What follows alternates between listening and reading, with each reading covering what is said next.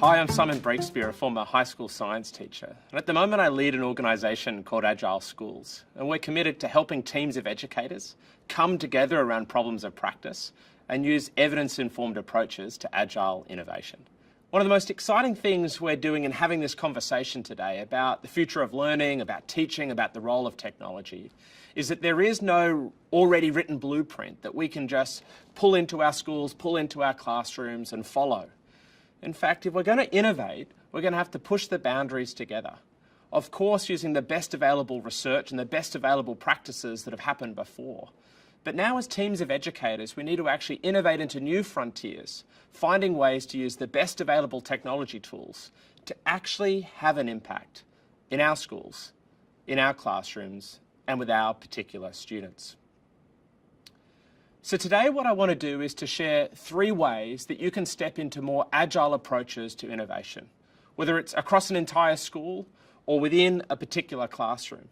How could we accelerate our progress together to have a real impact? So the 3 areas I want to have a look at today are to focus on impact. Secondly, to be willing to learn by doing.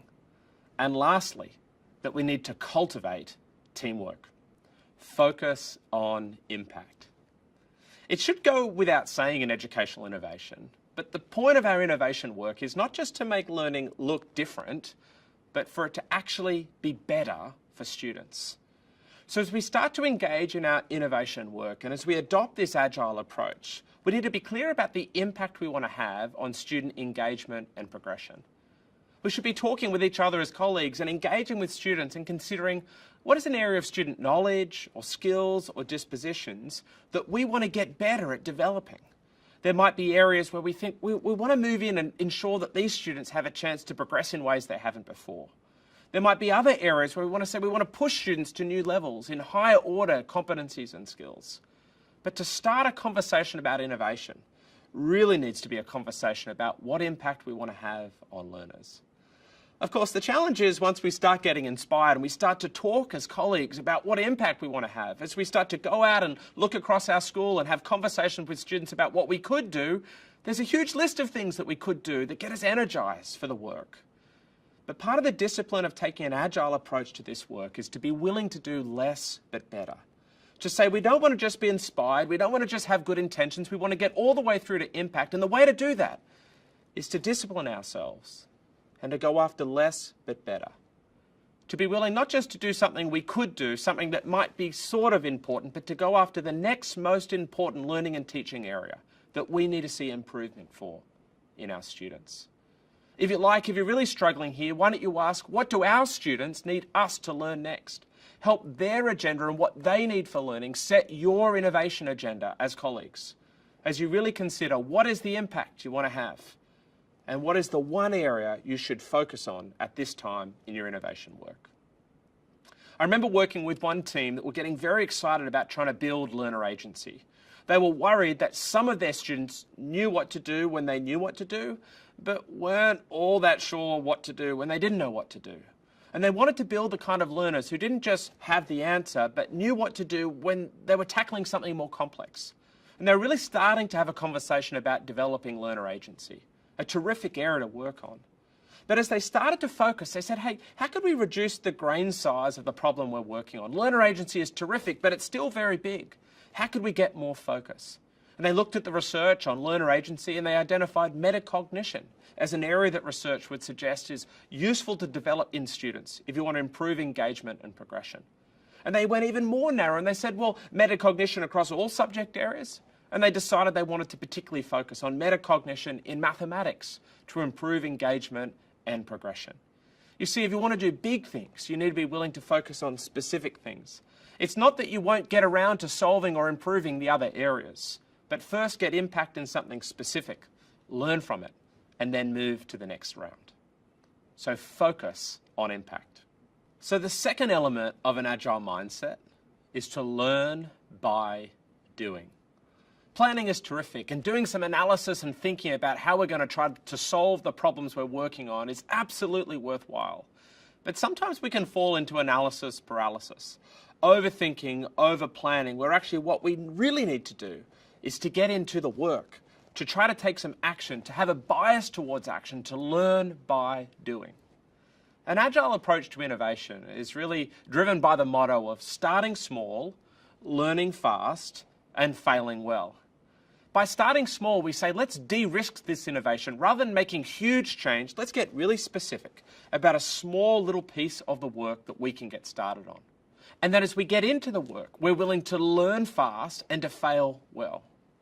You see, the educational innovation work we're trying to do, the types of outcomes we're trying to build for young people, and the types of adjustments we're making to our teaching practice, often supported by technology, these are complex changes to make.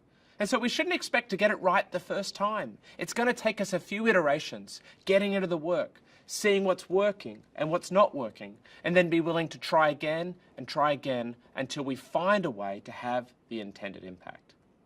I remember working with one team that were working particularly around applying technology to improving engagement and progression in STEM, particularly focused on science education around the middle years of high school. Well, the team had started to get some good progress, but actually over the first few attempts, they were finding that students were definitely more engaged in their learning, both in self-reports and anyone coming to the classroom. They would have said, look, these students are loving what they're doing. But as they started to collect some evidence, they started to see that even though the engagement was going up, the teachers weren't yet happy with the level of achievement improvement.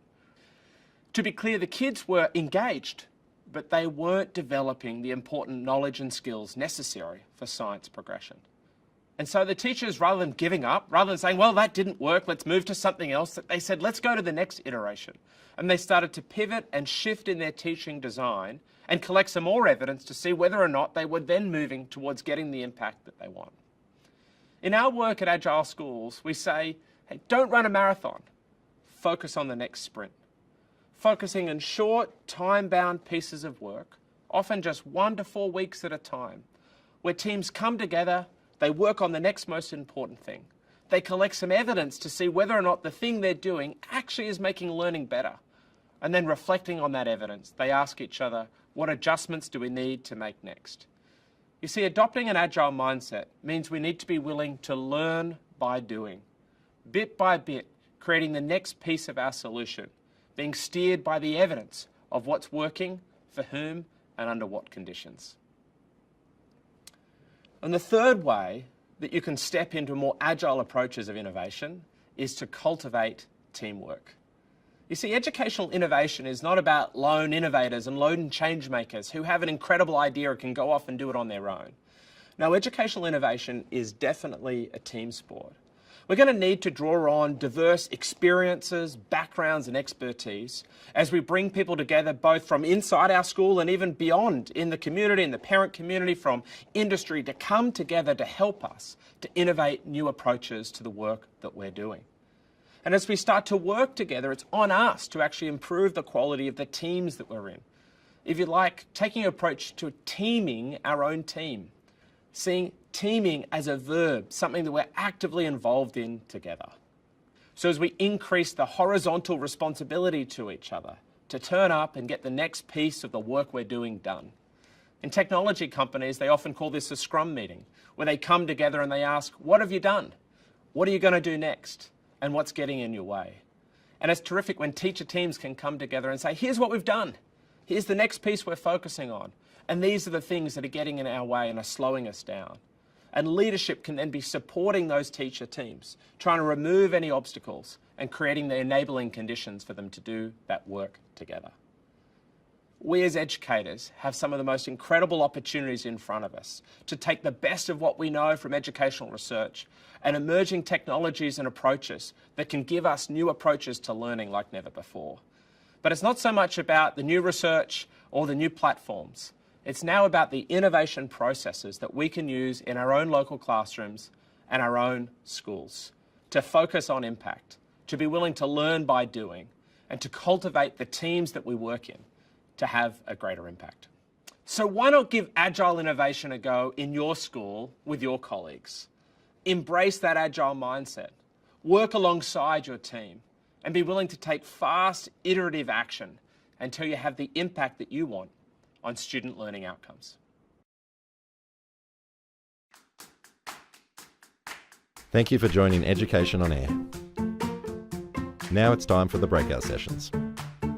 There are over 18 sessions from educators across Australia and New Zealand over the next 2.5 hours. So there's a lot to choose from. For the sessions you can't catch live, they'll be available to watch on demand as recordings after the event. In a few moments, you'll be redirected back to the Education on Air agenda page, where you can see all of the breakout sessions. You'll notice that the sessions have been organised by the audience that may be most interested. We have tracks for teachers, IT and administrators, school leaders, or anyone in the community. You can also filter by time, theme, or product. The website will indicate which sessions are currently live. To watch a session, click on it and scroll over to the Watch Now button. And that's it. You're in. Don't forget to ask questions using the live Q&A feature below the video stream during breakout sessions. The speakers will do their best to answer your questions live or in writing after the event. Thank you again for being a part of Education on Air, Australia and New Zealand.